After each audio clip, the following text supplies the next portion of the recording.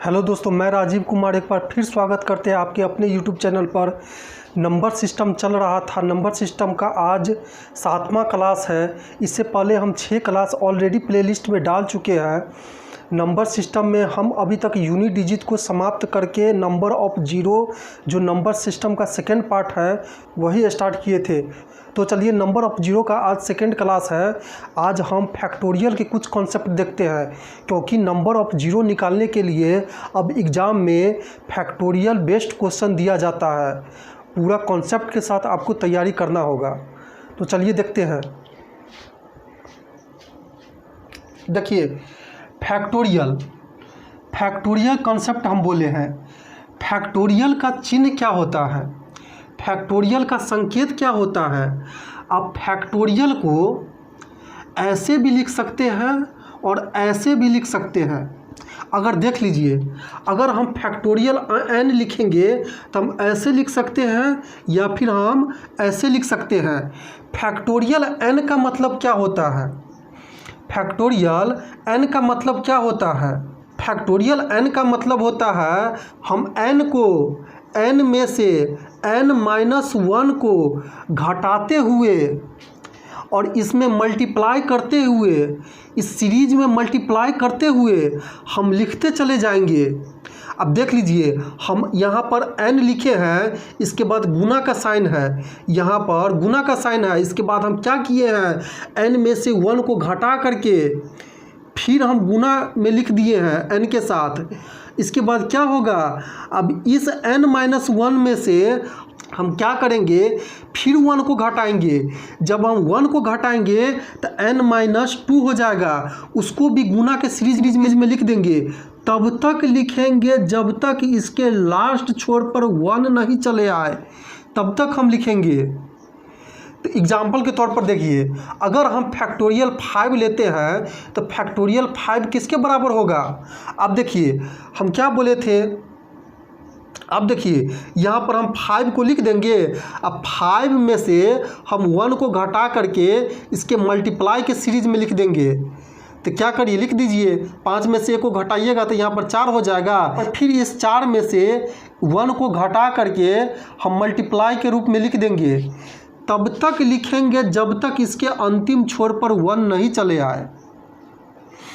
मतलब यहाँ पर 5 गुने 4 गुने 3 गुने 2 गुने 1, तब तक लिखेंगे उस n में से, यानी 5 में से 1 को घटाते हुए गुना के सीरीज में तब तक लिखेंगे जब तक उसके अंतिम छोर पर 1 नहीं चले आए। एकदम आप बेसिक कॉन्सेप्ट से समझिए। यहाँ पर देखिए, अगर यहाँ पर फैक्टोरियल 6 दिया हुआ रहे तो क्या होगा, फैक्टोरियल 6 दिया हुआ रहे तो क्या होगा। तो यहाँ पर क्या कर देंगे, यहाँ पर इसके फॉर्म में आप लिख दीजिए, यहाँ पर 6 हो जाएगा। इसके बाद इसके गुना के सीरीज में इस 6 में से 1 को घटाते हुए लिखते चल जाइए, तब तक लिखिए जब तक इसके लास्ट छोर पर 1 नहीं चले आए। तो अब 6 में से आप 1 को घटाइएगा तो यहाँ पर 5 हो जाएगा। इसके बाद फिर गुना के सीरीज में लिख दीजिए। अब इस 5 में से जब 1 को घटाइएगा तो यहाँ पर 4 हो जाएगा। फिर गुना के सीरीज में लिख दिए। फिर इस 4 में से हम 1 को घटाएंगे तो यहाँ पर 3 हो जाएगा। फिर हम गुना के सीरीज में लिख दिए। फिर 3 में से हम 1 को घटाएंगे तो यहाँ पर 2 हो जाएगा। फिर हम गुना के सीरीज में लिख दिए। अब फिर 2 में से हम 1 को घटाएंगे तो यहाँ पर 1 हो जाएगा, यानी 1 हो जाएगा। तो क्या हुआ, हम 6 को गुना के सीरीज में 1 घटाते हुए तब तक लिखे हैं जब तक इसके लास्ट छोर पर 1 नहीं चले आए। अब देखिए, यहाँ पर हम 6 लिख सकते हैं। यहाँ पर ध्यान दीजिएगा, गुने, यहाँ पर क्या लिखा हुआ है, 5 गुने 4 गुने 3 गुने 2 गुने 1। ये किसके मान को दर्शाता है, ये फैक्टोरियल 5 के मान को दर्शाता है, क्योंकि फैक्टोरियल 5 बराबर होता है 5 गुने 4 गुने 3 गुने 2 गुने 1। तो यहाँ पर 6 गुने फैक्टोरियल 5 आप लिख सकते हैं। इसी तरह अगर फैक्टोरियल 7 का मान दिया हुआ रहे तो हम क्या करेंगे, इस 7 को गुना के सीरीज में 1 घटाते हुए तब तक लिखेंगे जब तक इसके अंतिम छोर पर 1 नहीं चले आए। तो यहाँ पर भी आप देख लीजिए, यहाँ पर 7 गुने, यहाँ पर 6 गुने 5 गुने 4 गुने 3 गुने 2 किसके मान को दर्शाता है, किसका मान को दर्शाता है? तो यहाँ पर फैक्टोरियल 6 के मान को दर्शाता है, क्योंकि हम देखे हैं फैक्टोरियल 6 बराबर क्या हुआ, फैक्टोरियल 6 बराबर कितना हुआ, यहाँ पर 6 गुने 5 गुने 4 गुने 3 गुने 2 गुने 1। तो यहाँ पर सिंपल सा फैक्टोरियल 6 लिख देंगे। अब देख लीजिए, इसी तरह आप निकाल सकते हैं। अब यहाँ पर ध्यान दीजिए, यहाँ पर फैक्टोरियल 5 का मान कितना आएगा, जब आप 5 को 4 में मल्टीप्लाई करिएगा तो क्या हो जाएगा, 20 हो जाएगा। 20 को 3 में मल्टीप्लाई करिएगा तो यहाँ पर क्या हो जाएगा, 60 हो जाएगा। 60 को 2 में मल्टीप्लाई करिएगा तो 120 हो जाएगा। तो यहाँ पर सिंपल से 120 हो जाएगा इसका मान। अब यहाँ पर ध्यान दीजिए, यहाँ पर फैक्टोरियल 6 का मान कितना हो जाएगा, 6 गुने फैक्टोरियल 5, फैक्टोरियल 5 का मान कितना आया है, 120 आया है। तो इसको आप मल्टीप्लाई करिएगा तो यहाँ पर 720 हो जाएगा। अब यहाँ पर देखिए फैक्टोरियल 7, फैक्टोरियल 7 का मान कितना होगा, तो यहाँ पर 7 गुने फैक्टोरियल 6 लिख सकते हैं। तो 7 गुने फैक्टोरियल 6 का मान कितना है, 720। तो यहाँ पर आप दोनों को मल्टीप्लाई करके यहाँ पर लिख सकते हैं। अब चलिए इसको मिटाते हैं, आगे देखते हैं। अब यहाँ पर देखिए, आपको एग्जाम में किस तरह का क्वेश्चन पूछा जाएगा, 124 फैक्टोरियल में कितनी बार 5 का घात आएगा। तो आप यहाँ पर दिया हुआ है 124 फैक्टोरियल। तो 124 फैक्टोरियल का मतलब क्या हुआ, 124 को गुना के सीरीज में एक घटाते हुए जब तक उसके अंतिम छोर पर 1 नहीं चले आए।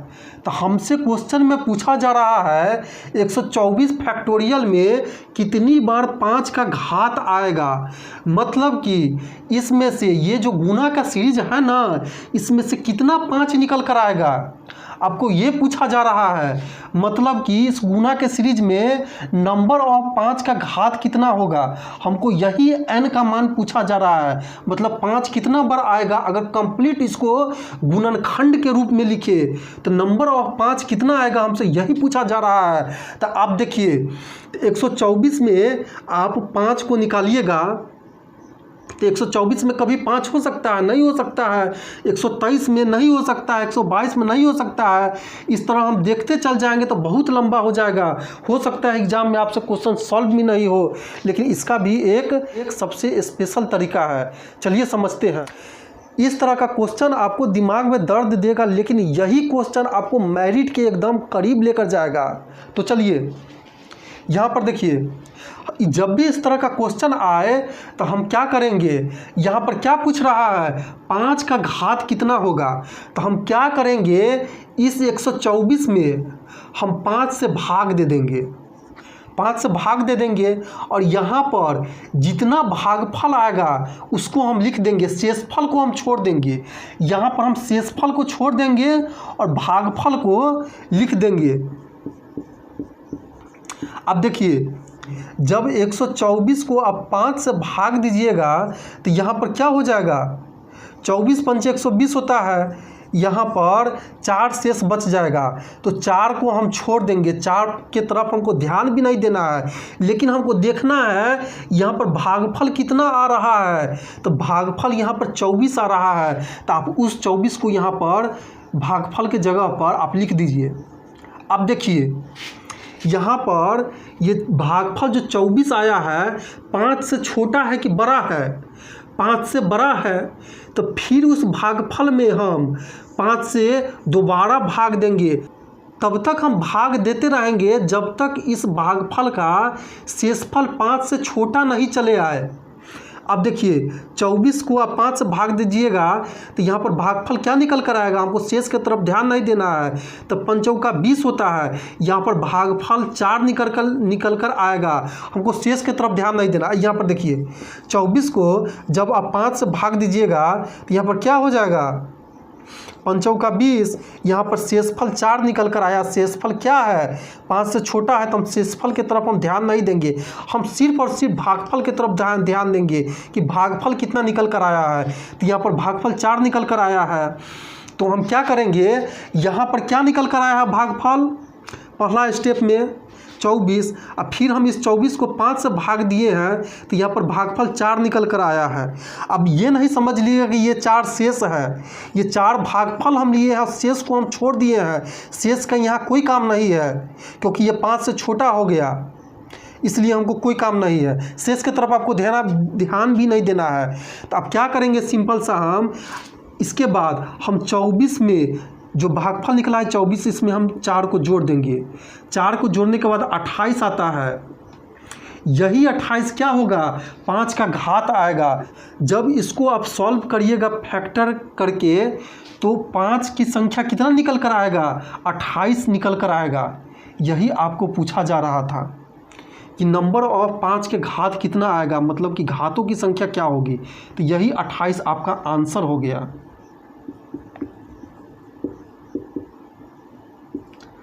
चलिए नेक्स्ट स्टेप देखते हैं। चलिए आप क्वेश्चन देखते हैं। 270 फैक्टोरियल में 3 के अधिकतम घात की संख्या क्या होगी। 3 का अधिकतम घात पूछ रहा है, किस में, 270 फैक्टोरियल में। आप देख लीजिए यहाँ पर 270 फैक्टोरियल किसके बराबर होगा। यहाँ पर आप समझने के लिए एक बार आप समझ लीजिए। यहाँ पर जब आप फैक्टोरियल को कंप्लीट आप गुना के सीरीज में लिखिएगा तो यहाँ पर हो जाएगा 270 में 1 घटाते हुए तब तक हम लिखेंगे जब तक उसके अंतिम छोर पर 1 नहीं चले आए। 270 में हम यहाँ पर 1 घटाए, इसके बाद हम 1 घटाए, इसी तरह हम 1 घटाते चल जाएंगे, तब तक घटाएंगे जब तक इसके अंतिम छोर पर 1 नहीं चले आए, और उसको कंप्लीट हम गुना के सीरीज में लिखते चले जाएंगे। तो हमको इस पर नहीं ध्यान देना है। हमको सिंपल सा पूछ रहा है कि इस गुना के सीरीज में जो भी संख्या है अगर उसको हम गुणनखंड के फॉर्म में बदलेंगे तो उसमें 3 के संख्या कितना होगा, 3 के संख्या कितना होगा, यानी 3 के यहाँ पर घात कितना निकल कर आएगा, n का मान कितना निकल कर आएगा। तो चलिए हम आपको बताते हैं। तो हम क्या करेंगे, हम 270 को यहाँ पर लिख देंगे, इसके बाद हम 3 से तब तक भाग देंगे जब तक इसके भागफल 3 से छोटा नहीं हो जाए। तो चलिए हम 3 को जब 270 में भाग देते हैं तो यहाँ पर 90 चले आएगा और यहाँ पर शेष 0 है। तो हम क्या बोले थे, हम शेष की तरफ ध्यान नहीं देंगे, हमको सिर्फ और सिर्फ यहाँ पर भागफल का यूज है। तो यहाँ पर देखिए शेष 0 होगा तो शेष को हटा दिए, लेकिन यहाँ पर भागफल 90 निकल कर आया है। तो क्या हुआ, ये जो भागफल निकल कर आया है ना, तो 3 से तो बड़ा है, तो फिर हम 3 से भाग देंगे। फिर 3 से भाग दीजिएगा तो यहाँ पर 30 हो जाएगा, फिर भी तो 3 से बड़ा है 30, तो फिर हम भाग देंगे, फिर यहाँ पर 10 निकल कर आएगा। इसके बाद फिर भी तो बड़ा है, फिर हम भाग देंगे। जब भाग दीजिएगा तो यहाँ पर भागफल कितना हो जाएगा, यहाँ पर भागफल 3 हो जाएगा। ये सब जो हम लिखे हैं ना 90, 30, 10, 3, ये 3 से भाग देने के बाद भागफल है, शेष को हम छोड़ दिए हैं। इसी तरह यहाँ पर जो हम 3 लिखे हैं ये क्या है, भागफल है, क्योंकि 3 तिहाई 9 होगा और शेष जो 1 बचेगा हम शेष की तरफ हम ध्यान ही नहीं देंगे, छोड़ देंगे। अब जैसे देखिए भाज्य बराबर क्या होता है, भाज्य बराबर होता है भाजक गुने भागफल, भाजक गुने भागफल प्लस शेष। तो हमको शेष के तरफ ध्यान नहीं देना है। अब यहाँ पर देखिए, यहाँ पर 3 आ गया भागफल, हम क्या बोले थे, तब तक भाग देंगे जब तक, तो देखिए तो 3 और 3 यहाँ पर बराबर हो गया, तो हम 3 से भाग देंगे। जब हम 3 से भाग देंगे तो इसका भागफल कितना हो जाएगा, जब 3 को अब 3 से भाग, एकदम बेसिक से समझिए, जब 3 को 3 से आप भाग दीजिएगा तो भागफल 1 हो जाएगा, तो अब घट करके शेष 0 हो जाएगा, तो भागफल यहाँ पर 1 हो जाएगा। हमको सिर्फ और सिर्फ भागफल को ध्यान देना है कि भागफल कितना आ रहा है। तो भागफल 1 हो गया और शेष कितना हो गया 0, मतलब कि शेष यहाँ पर निकला है वह 3 से तो छोटा है ना, 3 से छोटा है, तो यहाँ पर हम आ करके छोड़ देंगे। इसके बाद हम क्या करेंगे, 270 क्या है, 270 भाज्य है, ये भाज्य है। इस भाज्य में हम भाजक से भाग दे रहे हैं, इस बात को आप ध्यान रखिए। तो यहाँ पर भाजक के भी कोई काम नहीं है, इसको भी आपको ध्यान नहीं देना है। अब हम सिर्फ और सिर्फ भागफल के कॉन्सेप्ट पर काम करेंगे। आप देख लीजिए यहाँ पर भागफल 90 आया, 30 आया, 10 आया, 3 आया और 1 आया। अब क्या करिए, अब इसको आप आराम से जोड़ दीजिए। जोड़ने के बाद देखिए कितना आता है। यहाँ पर जब आप सभी को आप जोड़िएगा तो यहाँ पर क्या हो जाएगा, यहाँ पर 134 प्राप्त होगा, 134 प्राप्त होगा। ये 134 क्या है, ये 134 जब 270 फैक्टोरियल को कंप्लीट आप गुना के सीरीज में जब इसको गुणनखंड के रूप में छोटा छोटा पार्ट में बांटिएगा तो इसमें 3 के संख्या कितना होगा, यही हमसे पूछ रहा था। तो यही 3 के संख्या उसमें 134 हो जाएगा, मतलब 3 के घात 134 हो जाएगा। यही हमसे पूछा जा रहा था कि कितना 3 आएगा, कितना 3 आएगा इस कंप्लीट गुना के सीरीज में जब इसको हम गुणनखंड के रूप में बदलेंगे तब। तो यहाँ पर सिंपल सा आंसर हो जाएगा 134। चलिए नेक्स्ट स्टेप देखिए इस तरह का क्वेश्चन हो सकता है, अभी आपको दिमाग में दर्द देगा, लेकिन इसको आप समझने की कोशिश करिएगा। एक बार आप समझ जाइएगा तो आपको एग्जाम में इस तरह का क्वेश्चन नहीं छूटेगा, और यही सब क्वेश्चन आपको मेरिट के एकदम नज़दीक लेकर जाएगा। तो चलिए हम नेक्स्ट स्टेप देखते हैं।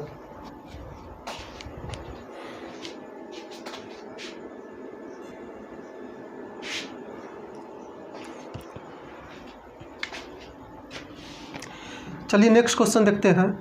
निम्नलिखित में से 2 की उच्चतम घात ज्ञात कीजिए। अब देखिए ये जो संख्या जो गुना के सीरीज में दिया हुआ है इसमें कितना 2 की घात होगा, मतलब इसमें से 2 की कितना संख्या निकल कर आएगा। तो आप जब भी इस तरह का क्वेश्चन एग्जाम में दिया हुआ रहे तो आप अगर आप ऐसे निकालिएगा तो आपको बहुत ज़्यादा समय लग जाएगा। यहाँ पर देखिए 1 2 दिया हुआ है, अब यहाँ पर देखिए 2 का स्क्वायर है यानी 2 2 है, टोटल यहाँ पर अभी तक 3 हो गया। आगे चलकर जब 6 यहाँ पर आएगा तो यहाँ से 1 2 निकल जाएगा। तो इस तरह का मेथड जब अप्लाई करिएगा तो आपका बहुत समय बर्बाद होगा। अब यहाँ पर एक बात ध्यान दीजिए, यहाँ पर देखिए 1 गुने 2 गुने 3 गुने 4 गुने ... 22 तक गया है। ये किसके मान को दर्शाता है, ये फैक्टोरियल 22 के मान को दर्शाता है। फैक्टोरियल 22 का मान क्या है, अब 22 को गुना के सीरीज में 1 घटाते हुए लिखते चल जाइए। 22 को गुना के सीरीज में 1 घटाते हुए लिखते चल जाइए, तब तक यहाँ पर घटाते हुए लिखते चल जाइए अगला संख्या को पिछला संख्या में से, जब तक इसके अंतिम छोर पर 1 नहीं चले आए। अब यहाँ पर देखिए यहाँ पर 1 है तो इससे पहले 2 रहा होगा गुना में, और 2 से पहले 3 रहा होगा, 3 से पहले 4 रहा होगा, तब यहाँ पर 22 पर पहुँचा है। अब ऐसे लिखिए चाहे आप ऐसे लिखिए, दोनों बात एक ही है। ये भी 22 के फैक्टोरियल के मान को बता रहा है। अब यहाँ पर ध्यान दीजिए 22 फैक्टोरियल में हमको 2 की उच्चतम घात ज्ञात करना है, तो हम क्या करेंगे, इस 22 में हम 2 से भाग देते चल जाएंगे। अब यहाँ पर देखिए 2 को आप 22 में भाग दीजिएगा तो 11 हो जाएगा। तो यहाँ पर क्या है, यहाँ पर जो भागफल है 2 से तो बड़ा है, तब तक हमको भाग देना है जब तक 1 से छोटा नहीं हो जाए। तो अब क्या करिए, भाग दीजिए, तो यहाँ पर 11 हो जाएगा भागफल। हमको शेषफल की तरफ नहीं ध्यान देना है, हमको सिर्फ और सिर्फ भागफल के कॉन्सेप्ट पर यहाँ पर काम करना है। यहाँ पर जो भी शेषफल 0 है तो इसको आप हटा दीजिए। अब यहाँ पर देखिए फिर हमको 2 से भाग देंगे तो यहाँ पर 5 हो जाएगा, और शेषफल यहाँ पर 1 निकल कर आएगा। यहाँ पर भागफल 5 और शेषफल 1 निकल कर आएगा, तो हमको शेषफल की तरफ ध्यान नहीं देना है। हम यहाँ पर देखेंगे अंतिम छोर पर कि भागफल यहाँ पर जो भी निकलेगा वो 2 से छोटा होना चाहिए। तो यहाँ पर फिर भाग दीजिए 2 से, तो यहाँ पर क्या हो जाएगा, 2 दूनी 4, भागफल यहाँ पर 2 हो जाएगा और शेष यहाँ पर 1 हो जाएगा। तो हमको शेष की तरफ ध्यान नहीं देना है। अब क्या हो गया, अब देखिए यहाँ पर 2 के बराबर हो गया यहाँ पर भागफल जो निकल कर आया है, तो फिर इसमें हम 2 से भाग देंगे तो क्या हो जाएगा, यहाँ पर भागफल 1 हो जाएगा। अब देखिए ये भागफल 1 जो है 2 से छोटा हो गया, तो हम क्या करेंगे, यहाँ पर हम ऊपर वाला जो 22 है उसको हटा देंगे। क्यों हटा देंगे, ये क्या है, ये भाज्य है, इसका कोई इसमें यूज नहीं है। हम 2 से इसमें भाग दे रहे थे, हमको सिर्फ और सिर्फ भागफल देखना है कि भागफल कितना आ रहा है। जो भी यहाँ पर भागफल आ रहा है आप इसको जोड़ दीजिए। जोड़ने के बाद कितना आता है, देखिए यहाँ पर 16 2 18 1 19, यानी भागफल की संख्या यहाँ पर 19 निकल कर आता है। ये 19 क्या है, ये 19 नंबर ऑफ 2 को दर्शाता है। इस गुणनखंड में कितना 2 की संख्या है उसका घात को दर्शाता है। तो यहाँ पर यही 19 आपका आंसर है। मिलते हैं नेक्स्ट वीडियो में, तब तक के लिए धन्यवाद। अगर हमारा क्लास अच्छा लगे तो हमारे चैनल को सब्सक्राइब करके शेयर ज़रूर कर दीजिएगा। नमस्कार।